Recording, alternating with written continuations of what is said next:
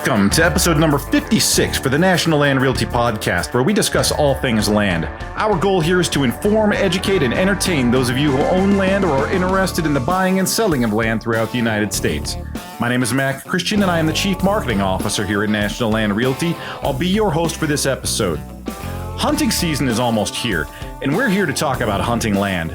Owners of hunting land, newly acquired or family heirloom acreage work to improve hunting land year-round. Food plots have been planted, clearings created, cover scanned, and trail cams have been hung in strategic areas. It's an exciting time of the year for all of you, but it can be an anxiety-inducing time for the other folks out there that have been too busy to get out and make land improvements to their hunting land. We have tips today for all of you. Today, we're talking with Jay Cassels.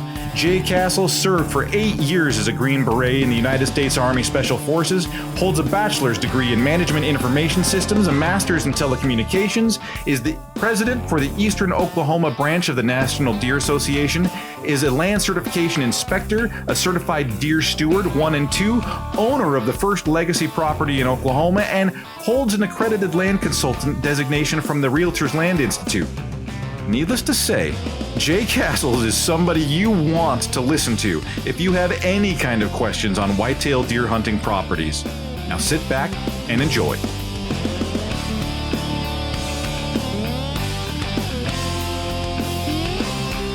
I am sitting with Jay Cassels.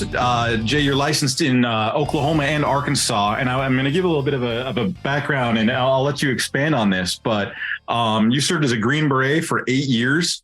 You're an accredited land consultant. You're an ALC. You're also president of the National Deer Association in Oklahoma, as well as being a certified inspector with them.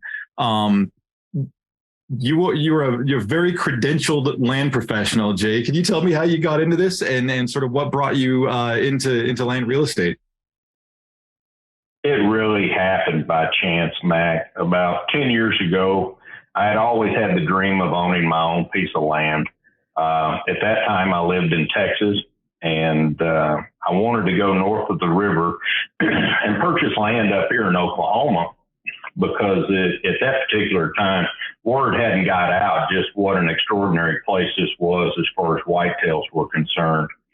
I was a member of a hunting forum there in Texas, and when I bought my property, I wanted to start a chronology basically on all my improvements, how I was managing the property, trail cam pictures in one location so it was easily accessible, and really starting that thread for my own personal use kind of transformed into a business, if it would, of people reaching out and asking me to find properties for them that met specific criteria. That evolved into finding the property and then doing habitat consulting on the property and then helping them transform it into their own particular vision, basically buying their blank canvas and then, basically painting their masterpiece. So this all started for me really as a personal love that actually transformed into a wonderful career. Yeah. So you originally were in pursuit of just your own hunting land. How does that carry over into buying and selling land or helping people buy and sell land? Many times when it comes to real estate agents, they don't own land. Many of them don't even own their own home. So I thought that it was an important aspect, and we use the slogan here in Oklahoma that we live the life we sell. I personally conduct 1031s. I have done 1031s. I have been involved in many different types of transactions personally long before I ever got to aid my clients in doing the same. So really by having that background and having that experience, sets us apart here from the rest of the competition. So Did you acquire land before you started working in real estate, or were you already in real estate when you acquired the land? No, I did not have my real estate license. When I bought my first piece of property, I did not get my real estate license until probably 6 years after that, when the demand got to the point where I needed to get it in order to help these help all of these dreamers, as I call them, like I was, pursue their own dream and buying their own place. So in looking at your sort of background, it seems there's a heavy emphasis on education. You hold a bachelor's degree, you have a master's degree in telecommunications, you've gone on to pursue the Accredited Land Consultant. Each kind of step is a matter of you educating yourself, and this goes on to being a certified deer steward, 1 and 2, and a certified land inspector. You kind of just keep on adding tools to the tool belt, don't you?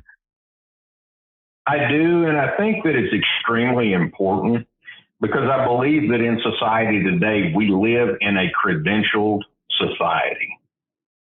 In a lot of different bios, when you read on different agents from different brokers, you'll hear the term lifetime hunter, been in the cattle business for 10 years, lifelong land steward, and those are just really nothing more than kind of catchphrases, but it doesn't necessarily mean they're any good at it. And I felt that in order to have some type of base level trust with the client, is to get credentialed by an unbiased third party would help in establishing that relationship, rather than me having to prove myself in other ways. Now, along with the credential, you definitely still have to talk the talk, but they definitely want to know that if they're going to purchase that dream property that they've always been looking for, and they want to make sure they get it done right the first time, and they don't want to have any regrets about it. So I believe that having those types of credentials and having that type of experience definitely aids not only me as an agent and helping my client, but also gives my client a peace of mind knowing that they picked the right person. Yeah, I like to say that in especially in this industry, that the old school methods of getting to know someone and building rapport still hold true, where a referral is more valuable than gold, as far as if someone trusts you, they'll refer you.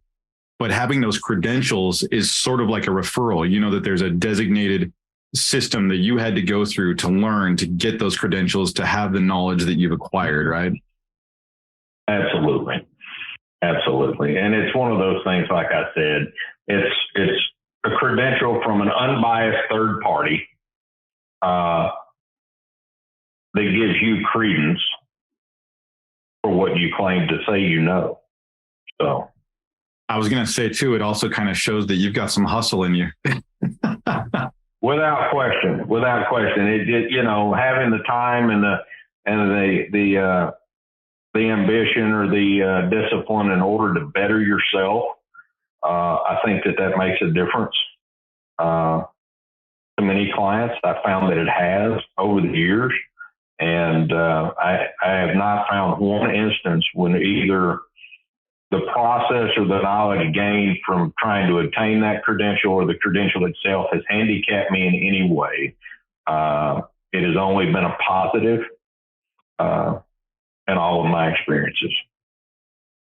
So conversationally, I know that we want to steer this towards, we're on the front side of deer season for this year. But before we jump into that, I wanted to ask you, because we're having this conversation about, the credentials that you've acquired and earned throughout your career. I wanted to ask you, is there any one sort of credential that you view as more powerful or more useful to you in this position than others? specifically when it comes to being a land agent, I believe the national symbol, if you were to have one accreditation or one, banner, if you will, would be the Accredited Land Consultant designation from the Realtors Land Institute. What I have done with my whitetail stuff has given me the expertise and the focus to be the go-to guy for definitely recreational and hunting properties. The ALC gives you the broad-based training in multiple facets of real estate, whether it be land development, timberland investment, agricultural land to understand the grasses and carrying capacity of different places, soil types, rec property. So, I mean, the Accredited Land Consultant designation would definitely be my thumbs up as far as all of the things that I've pursued, because it's definitely a broad-based catch-all for anybody who is wanting to be a professional in today's land market. Gotcha. That's useful information for current agents that don't have that or have not acquired that, and for people that are looking for specific knowledge bases to work with. It's good. It's good value there to talk about that. So I wanted to ask you. You are currently president of the Eastern chapter of Oklahoma for the National Deer Association. I wanted you to tell me a little bit about the association, what they do, what you do with them, and sort of what their role is from a broader perspective. The National Deer Association, as it says in its title, is a national organization, much like Ducks Unlimited is to ducks or Wild Turkey Federation is to turkeys. This is the organization geared towards whitetails. I'm currently the sitting president for the Eastern Oklahoma branch of the National Deer Association here in Oklahoma. I am the only land certifications inspector here in the state of Oklahoma. I hold the Deer Steward 1 and 2 designations currently with the National Deer Association, and I was the owner and curator of the first legacy designated property here in the state of Oklahoma. National Deer Association is all about outreach, education, and getting young hunters, new hunters into the field. They have enormous amounts of information online on their website, whether it be for habitat, anatomy, whatever it has to do with, and with regard to whitetail deer, they've got it. They've got these wonderful online teaching modules. They have in-person teaching modules. They get politically active when it comes to management of the resource on a national level and even on a state level. Not too long ago, I had a reporter from Oklahoma City reach out to me with regards to a deer testing positive in the northwest portion of the state with regards to quantity wasting disease. So I got in contact with several of the head conservation people there, and we formulated a response in order to answer her question. So it's all about the resource. It's all about getting new people into the field, and it's all about expanding opportunities for new and existing hunters. And I want to sort of dive into each one of these areas that you are working with, and to just kind of elaborate on those and what those roles do. So a certified deer steward 1 and 2, what do those mean for an outside audience perspective on how you work with those? Deer Steward 1 is really just a good overall baseline course for understanding whitetail deer behavior, anatomy, conservation, habitat improvement. They've gone through great lengths over the last few years. Initially, when that started, when the National Deer Association was the Quality Deer Management Association, it was an in-person module that you had to travel to attend. And then they eventually got it where it was an online module that you could take online. But really what it is just a great introductory course, especially for those that have no experience with being in the woods or hunting whitetails, to give them a great basic foundation of general knowledge about the animal that they hope to pursue. Gotcha. And then the land certification inspector, what is the task and role of a National Deer Association land certification inspector? A land certification inspector for the National Deer Association, they have 3 different classifications of property. And really what this is about is helping the current landowner become a better habitat curator and just a better conservationist. Pledged lands is the basic certification, and really all it is the ability for someone to pledge to do certain things to begin the process for them to work their way up. Really much like the Deer Steward 1 in the basics of, understanding whitetails and whitetail habitat, understanding game laws, coming up with safety precautions for people, that come and hunt on your property, all those different kinds of things. Let me see. I don't want to miss anything. So what I'm doing right now is I'm going to try and bring this thing up. After pledged lands, you have certified lands.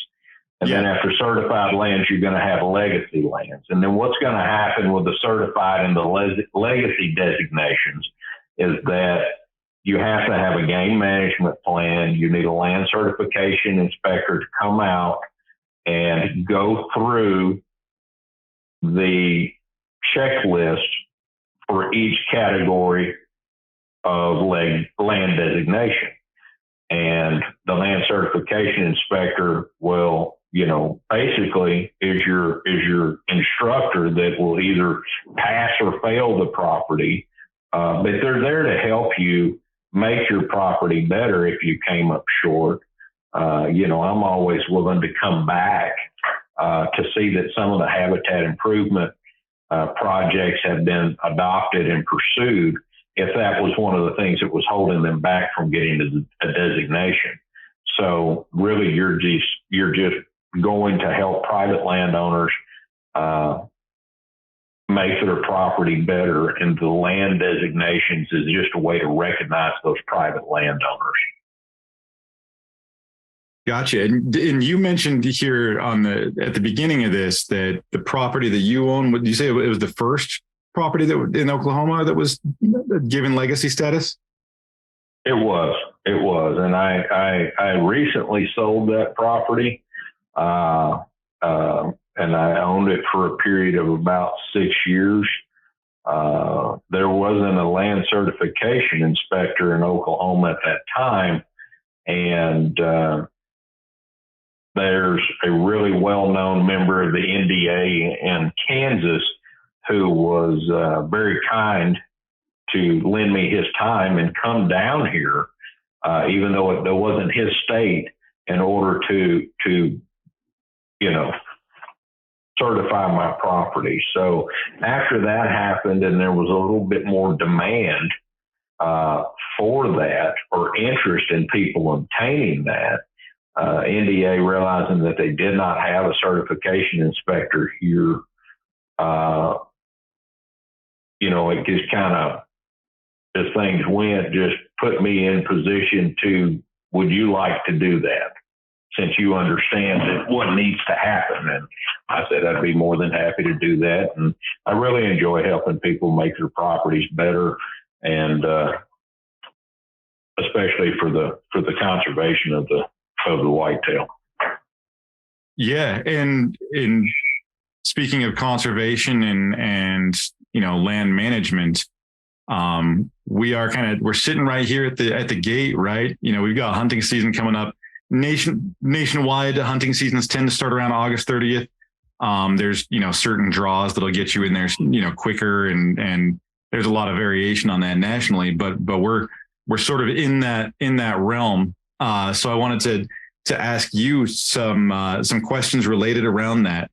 And the first thing I wanted to ask you was, here at the looking at the season, it's coming at us. I probably am not stretching the imagination to say that there's probably a few landowners that have not been as attentive to their land as they could have been throughout the year, because everyone gets busy. And so there's probably some people scrambling right now, like, oh man, what can I do? What are some of the things that people can do at the 11th hour that matter? At this stage in the game, it's really where, school's out, so to speak. You have been preparing since the close of last deer season up until now. One of the very few things that you can still do, you could actively do a camera survey if you've yet to do that. Typically, I will do that in the first 2 weeks of August. The camera survey is going to give you a real good idea as to buck to doe ratio, fawn recruitment rate, how many different unique bucks are on your property, and how many does that you have. And that is always a great thing to do in terms of just overall management from year to year, so that you can monitor your herd. Secondly, in August, many times I like to do a late summer burn on some of those harder to get rid of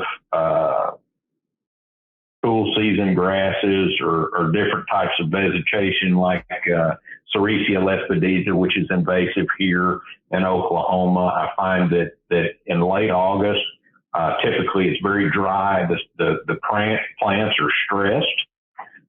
And with that, a late summer burn will definitely push that plant and that vegetation that you're not wanting over the edge to inspire a little bit of new growth going into the fall. I was going to say, with that kind of condition and given the stress, you can definitely get rid of the things that you want to get rid of, right? I mean, you're always going to battle weeds and invasives, but putting that extra stress on them is definitely going to help. There's no question about it, and if fire is something that you don't feel really comfortable with, the same thing applies from chemical, as far as the method of hack and squirt. Those trees are stressed, undesirable species that you may want to get rid of, and you may not want to, cut down or hinge cut. To create litter on the forest floor. You can definitely hack and squirt in order for that tree to die and then fall apart over time from above. So hack and squirt and fire are definitely two things that I will incorporate at this stage in the game, just due to the fact that, most of the things are stressed at this point due to the lack of water. But these two things, the fire is more of an immediate effect, and then the hack and squirt is more of a long-term or a longer-term habitat management, because you really won't see the effect of that until spring, when everything starts to bloom again. Rockstar Energy Punched, bringing a bold and unapologetic flavor packed with energy through a blend of B vitamins, guarana extract, and 240 milligrams of caffeine to fuel what's next. Rockstar Energy Drink. No matter where this summer takes you, don't forget the chips and sips. Because whether you're poolside with a tangy bag of Lay's Limon or catching some waves with a classic can of Pepsi, you can always shop your favorites at Walmart.com. And you were talking here on the beginning, and the things that you started kind of discussing. It was one of those, like, you and I got to talking before we started recording here, and you started dropping some really great knowledge on. My question to you was, are there are there things that you see on a consistent basis with the clients that you work with that would be valuable for other people to learn? And you were talking specifically about kind of the preconceived notions on what they want for land. And I was hoping you could kind of go into that a little more, because I found that extremely valuable. No, absolutely. Too many times with clients, they're eager. They have been waiting for this opportunity to purchase their own place their entire lives. But they have a fundamental lack of understanding as far as what type of habitat they need to do what they want to do. And every time it's all about whitetails. And most of the time they want 100% timbered property. And typically I start by asking questions of, why? And then, typically it's due to the mass production of the acorns, or the timber provides cover, or a whole host of other reasons that really aren't based on any type of science or fact. I go on to explain to them, if you have a 150-pound deer that eats 2,000 pounds of food per year, a mature buck, 2,500 pounds of food per year, and you have a closed canopy forest rec property that produces 500 pounds of food per acre, how many deer do you think that place can hold? And then we go on to, well, if this place had scattered fields, open areas, transition areas, because whitetails are creatures of the edge. They like different habitat transition zones. With the proper old field management, you can produce, 2,000 to 2,500 pounds of food per acre. And along with that food production comes the added benefit of fawning cover, which allows you to aid your future generations from becoming, victim of predators by giving them the place they need in order to hide. So you do a twofold thing as far as adding fawning cover, and then you add an abundance of food during the time that whitetail bucks need it most, because their antler development obviously is during, the spring and up until, late August, early September. The mass production from the hardwood trees in the winter does nothing to enhance their headgear whatsoever. It's an important food source, and you're going to attract some whitetails depending on your acorn production, but it's not going to aid them as far as developing the set antlers that they're going to have for that season. So one of the biggest things that I deal with is that common misconception of what a property owner thinks he wants versus what reality says. And once we can agree on the fact that, yes, I want this property to be everything about whitetail, then we can start making progress as far as moving away from that 100% timbered property. Now, I don't advocate that, if you do buy 100% timbered property, there's lots of habitat work you can do in order to make it what you need to make it, by making, small openings of 3 to 5 acres, and then keeping that growth of these open areas in check, either by mechanical means, chemical means, or by fire. And these are all 3 tools that you're going to keep in your toolbox in order to keep those old fields at different stages of growth. Typically, I'll have a property divided up in 1 to 5 or 1 to 4 management areas, and then I will just focus on 1, and then 2, and then 3 every single year. And then when you reach the end, just start back at 1. And it keeps all of those different old field transitional areas in different stages of growth that allow them to continue doing what they were designed to do in the beginning, which was to produce food, increase food production, and to aid in your fawn recruitment. So you spoke to a few different analytics that you use to sort of measure the effectiveness of a property, and one of those was fawn recruitment rate. Can you explain that a little bit and sort of what that entails? The fawn recruitment rate is able to be derived on the National Deer Association website. They have a worksheet in order for you to put numbers into that will give you, your buck to doe ratio, your fawn recruitment rate, and different other factors that you need to keep up with as a landowner from an annual basis so that you can monitor your herd. And this is done by, I start on August the 1st and go through August the 14th. It is a 14-day trail camera survey. And it's somewhat painstaking because you need to go through all of the different pictures that you get during this time period. And once you have all that data, you plug it into the worksheet that's provided on the website, which is going to give you the numbers that you currently have. And it just allows you to monitor where you're at. Did your fawn recruitment rate drop? Did your population increase? Did it decrease? And it allows you to ask those questions as to why, So, basically if you're happy with the population where you're at, you'll want to keep your harvest rate on does at about 20%.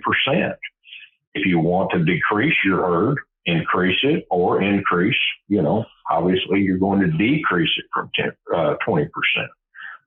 So it's a tool for landowners in order to more effectively manage what herd that they have, and helps them achieve their goals by doing so. So in terms of modifying land, kind of, if I'm reading between the lines, and I don't think I really have to read between the lines very much. Like if you're in August and you're looking at what you need to do to improve your land, there's probably not much you can do. But as far as setting up a game management plan, you hear it time and time again that, first and foremost, one of the most important things is what your neighbors are doing. And then you start looking at things like food and how you manage food. And I kind of wanted to ask you how you set about managing food and sort of how you diversify the forage that you have on your property to sort of encourage, more and more deer. Absolutely. Neighbors are something that everybody ends up having to deal with at one point or another. You have to accept the fact that you're not going to be able to control neighbors in all circumstances. What I've found is that by making my property more conducive for whitetails gives me an upper hand, because I know that they don't go the extra mile as far as habitat's concerned. And I find that most of the deer that would otherwise maybe frequent their property spend more of their time on mine. And it's just really law of averages. If you're going to spend more time on my place, I'm going to have a whole lot better chance at you than my neighbor is. As far as the food's concerned, here in Oklahoma, it's very popular for people to plant wheat. And I don't have anything against wheat at all. But here in Oklahoma, wheat's a nitrogen hog.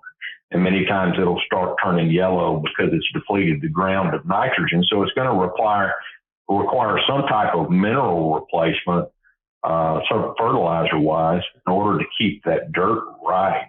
But I use what everybody else plants as an advantage to me, because instead of planting wheat, I plant oats. Now, is wheat better for deer than oats? From a nutritional standpoint, it's slightly better, but a deer is going to gravitate toward oats over wheat because of the sugar content. It's really no different than us. I can place a bowl of kale in front of you, or I can give you, some oatmeal with sugar on top right next to it. And I think I know which one you're going to eat. It's really not that complicated. So by planting oats instead of wheat, when all of my surrounding landowners plant wheat, I hold a vast majority of the deer. And when I'm able to provide them with the cover, the food, and everything else that they need, there's really no reason for them to have to leave. So by maintaining these old fields at their early successional stage so that they can produce all of the forbs and broadleaf plants and things like that the deer really love, planting things like a variety of clovers, which are heavy reseeders that will continue to come back for as much as 3 to 5 years, depending on where you're at. Ensuring that your habitat plan is always revolving around food when they need it. And typically the food when they need it is from green up to September, and then supplemental food plots during the winter. And then using mechanical, chemical, and fire to keep this production when you want it to happen. Is there any one thing that you sort of key in on with land? And it's such a loaded question, because I think the answer for everybody in terms of land management is like, it's all the things. It's how you manage every little facet of it. But in terms of, and we're talking specifically for, with hunting season approaching, right? We're talking about hunting land. Are there any things that you're always like, okay, that's the one biggie that you always kind of look at? There's just something about getting away to the Smoky Mountains. Step out on a hiking trail, zoom across a zip line, splash at water parks, shop till you drop, and say hello to the statue of our hometown hero, Dolly Parton. Discover the thrill of visiting the Smoky Mountains and reconnect with those you love the most in Sevierville, Tennessee. Learn more at visitsevierville.com. That's visit SEVIERVILLE.com.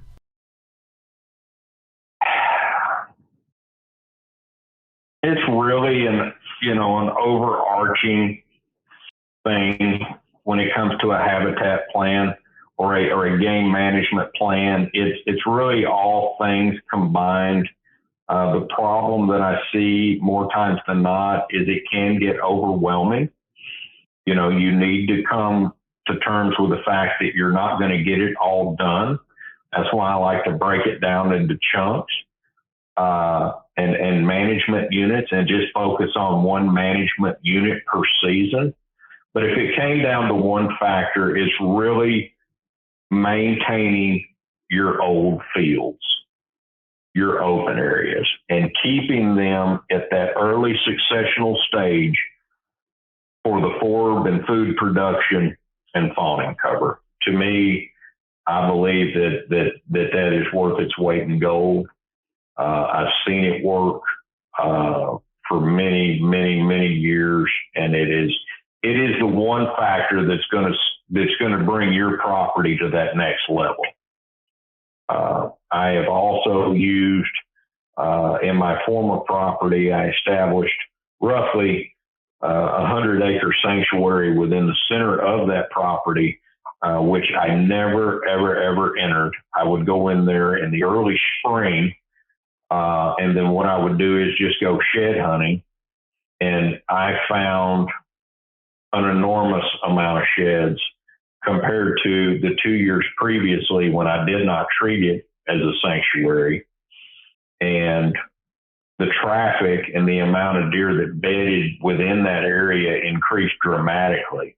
During that time, I also did some timber stand improvement, whether it be hack and squirt or some hinge cutting within that sanctuary. But having a place that you don't go, that you don't drive into, they're very susceptible to pressure.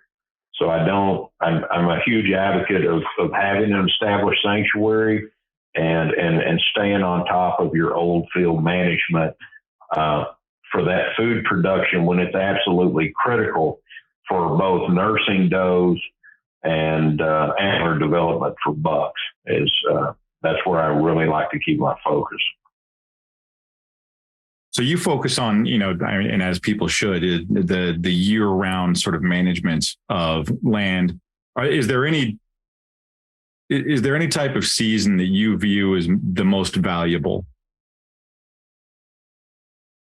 The most valuable to me is from the time deer season starts until about April, that first quarter of the year, roughly. I will conduct whatever management unit on my place at that time is up in the queue. I will conduct a burn. I will do heavy disking on some of the old fields. With all of the leaves off the trees, it really gives you a different perspective than looking at a property when it's in full grow mode, after everything blooms.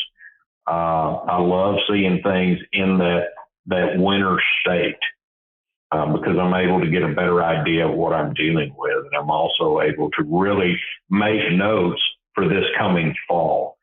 Many times if you wait for stand placement or trying to set up different sets and you try to do that during July and August, it's going to look considerably different whenever it's game time in November and we've already had our first freeze and there's no leaves on the trees. It looked great during July, but now, that stand placement has you drastically exposed, and it didn't take you 5 minutes sitting up there after the sun broke to realize that. So definitely the first quarter of the year, right after deer season, you put everything down and then put your work boots on and get ready to start getting your work put in for the following year. So in working with landowners, you've been doing this for a while.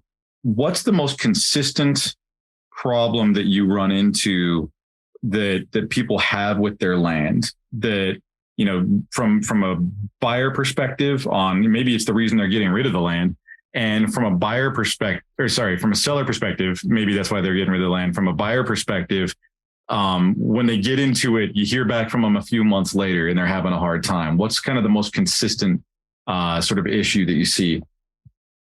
From the seller perspective, you're looking at really two demographics that are completely different. Most of them that are selling are going to be somewhat elderly. Deer is not something that really, is a major part of their lives. They see them, they're used to them. They may shoot one a year. Killing big deer does not really resonate with them like it would the middle-aged hunter who's going to buy it. And really for the elderly landowner that's selling, they're just transitioning to a different stage in life. And then the individual who's buying it is your 30s or 40 something guy looking for his own personal place to hunt. And typically the challenges that they find is that they have a very demanding life, as we all do, married, kids, job, whatever it may be. And they will reach out to me saying, I just do not have the time to get all of this done. And that's why I prefaced that a few minutes ago saying it can become overwhelming. And if you break it down into management units and you just try to put it in bite-sized pieces, it's not as overwhelming. And you need to be comfortable with the fact that you're not going to get it all done. But focus on the bigger parts. If you have to let one of them go, you're going to have to prioritize which one to take care of and which one to let go. And really, it's just what's going to be the more benefit when it comes to selecting which one to let go. So, it's like I said, the sellers are looking to transition in life, and then the buyers are at that stage in life where it's very demanding and their time is limited. And that's usually the frustration they run into. So being able to put it into a plan that they can manage is definitely helpful for them. I'm going to say that's something that I'm always saying to my marketing team here at National Land is if when you go about trying to be good at all of the things, you're probably not doing any of those things very well. Is that's exactly everything. Right. That's exactly right. Yeah. You mentioned too, with a lot of the land that gets sold, you're talking about landowners are sort of like, out-aged the land. It's harder to keep up. You're not hunting as much. You're not using it as much. You're not able to do some of the work. As you get in there and doing that, land's a really emotional topic. People get very, very tied to it. Is that a challenge when you're working with people as they're looking to go? And what's sort of like, are there any concerns, like as you're working your way through it, are they concerned about the stewards that take over next? Are they concerned about, what's some of the biggest concerns they have? Because it is letting go of a significant part of your life. It is definitely something that needs to be addressed more often than not. Typically, as we were discussing, the sellers, or regardless of the age demographic, they've owned this property, whether it be 5, 10 years or a lifetime. They've poured their blood, sweat, and tears into this thing along with their treasure. And, maybe their kids shot their first deer here, or maybe they were born in the old farmhouse up on the hill. So there is a lot of emotional attachment. I always like to start by telling them, the advantage I have is I'm able to look at this clearly through an objective lens. Okay. I have no emotion here. The numbers that I'm explaining to you are the numbers that are driven by the market currently right now, and you try to be as compassionate as you can. You understand that there's certain levels of attachment. And there's also different buyers and sellers. I mean, a lot of people view it as, it doesn't belong to me anyway. I'm just a steward of it for a short time. They take that approach. But one of the biggest things is when they have that emotional attachment, typically you end up fighting. Well, you're not fighting, but you have this give and take, kind of struggle over what they think the property's worth. Because typically the higher the emotional attachment, the more they think it's worth. I've got a waterfall on this property. Okay. And my daddy taught me how to fish there. Okay. And while it is a unique terrain feature, and while it does set the property apart, the memories made at the waterfall, I always like to say memories don't appraise. Okay. So I understand your attachment to that, but when it comes down to this thing getting under contract and for us moving forward to closing so that you can transition to the next part of your life, we need to understand that that's not adding any value. How long you've owned it, or,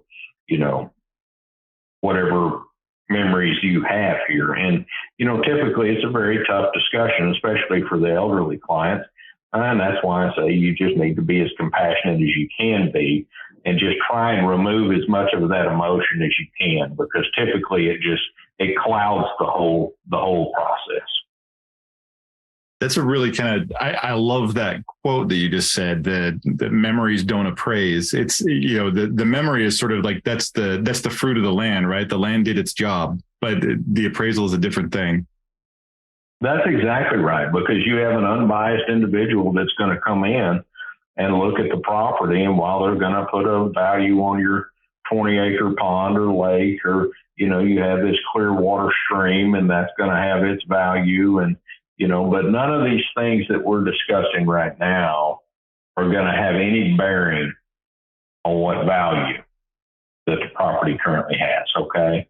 And that's always very difficult to explain in an empathetic sort of way, because I understand where they're coming from, and maybe they grew up there and have never been anywhere else. But in the end, this is what properties are selling for here.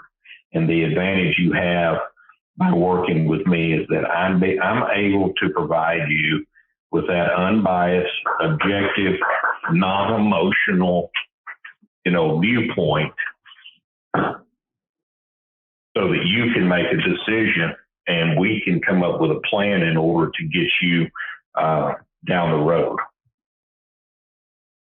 Got you. And I want to note to anybody listening, I've got you held up here like after work hours and stuff. And I had you in a truck earlier. We've been trying to pull this together. So I want to be respectful of your time, but I got two questions here to leave you with.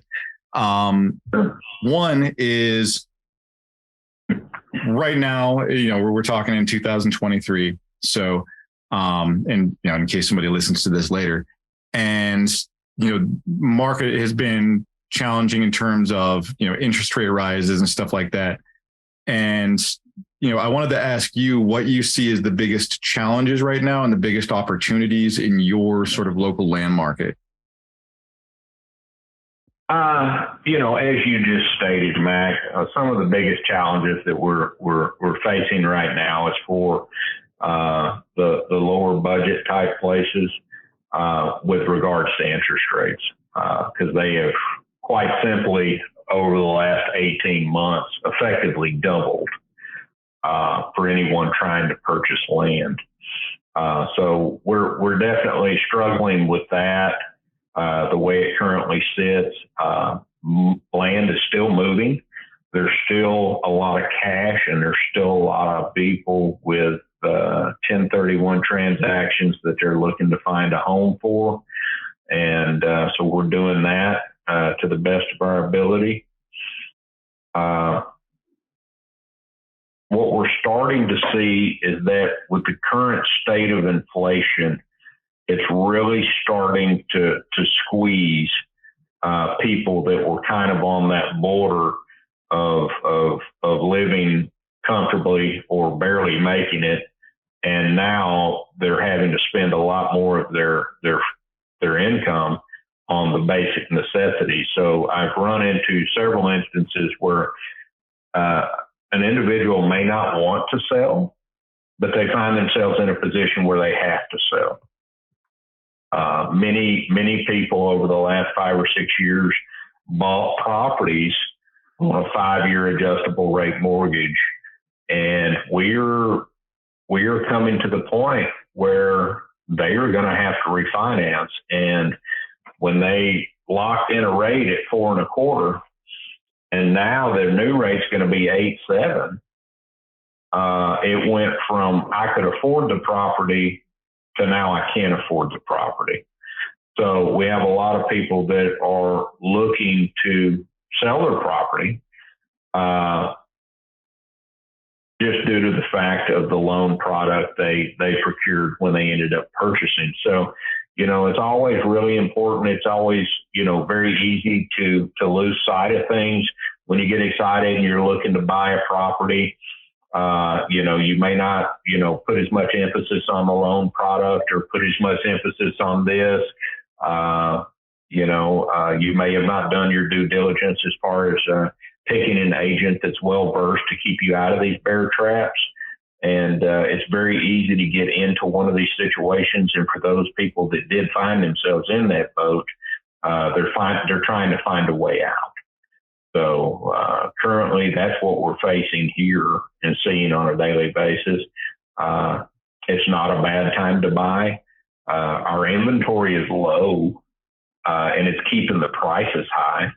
But it almost seems like that everybody who wanted to sell over the last 5 to 7 years has already sold during that time of the market. And the people that are going to start coming into the market are those that may not voluntarily want to sell, but they need to sell either due to the fact of the loan product they chose or, their personal financial situation. So I think we'll probably end up seeing a lot more auctions as well.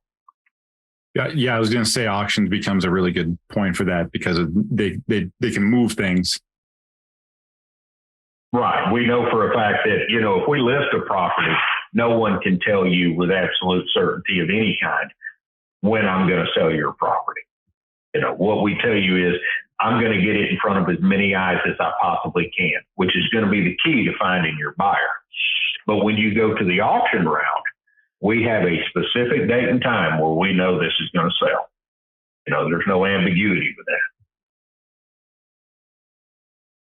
Last question. What do you enjoy most about this field? And I'm going to keep it into the professional level, because if I ask anybody that question, it's going to be like, I like going out and getting outdoors. But which could also be the answer to your professional question. But I did want to ask you specifically towards land real estate, what is your favorite part about it? There's so many parts that I absolutely love about this business. I mean, helping a client buy their first place, helping them manage it, being outside is just an added plus to be able to be a steward and a cultivator of such. It's a privilege to be able to own American land. A lot of people think that owning a home is the American dream. And we like to say here, the American dream is land ownership. I mean, that's where the American dream lies. And, being able to help somebody convert, having a 401k they can play on versus a 401k that they look at a statement quarterly.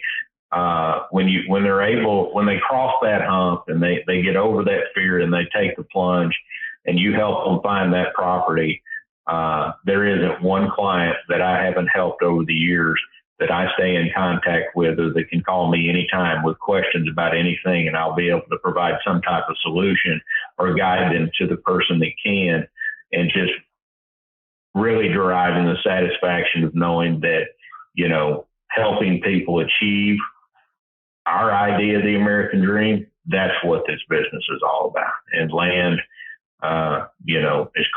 is just completely fulfilling for me on every front. Not only that I love the outdoors and that I love stewardship and conservation and whitetail deer and all the many things that come with it. It's the people, it's the relationships, and it's the ability to help people who are in that time of need and doing them a job and a good job to help them in whatever situation they might find themselves.